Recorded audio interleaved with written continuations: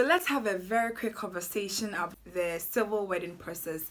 I got a couple of questions, so I would love to answer these questions and also make a full video which will be on my YouTube channel. So if you've not subscribed to the channel, kindly check on my bio. You will see the YouTube link. Click on it. It will go straight to my channel. Do not forget to subscribe and also hit the notification bell so you get notified whenever I post new videos.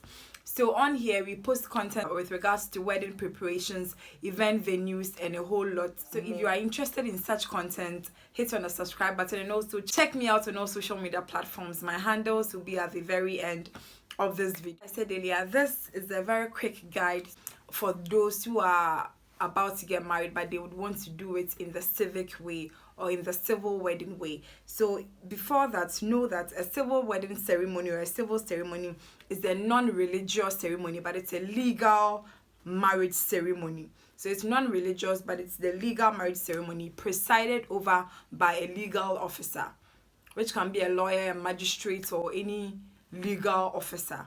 And also, before you would want to have a civil wedding, do your research. Do your research about the cost involved. Do your research about the items that will be needed before the registration process.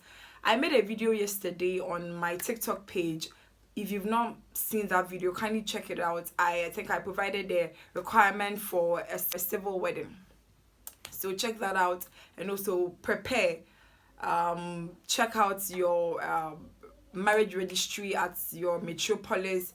Check them out, make enquiries, and know if one of you or if one of your partner is not in the country. I learned a consent letter is supposed to be presented to the person in charge for them to know that, yeah, this person has agreed to go on this journey with you and all that. So do your research, make your research very well. Next thing is decide on who to invite. Regardless of how much you think a civil wedding is like for a smaller amount of people, there are people you would have to invite. It depends on, I always say, it depends on the assembly you are having the wedding in. So with my particular assembly, you will be able to provide like 20 people for the ceremony. So maybe 10 from the man's side, 10 from the lady's side, including the witnesses or the parents.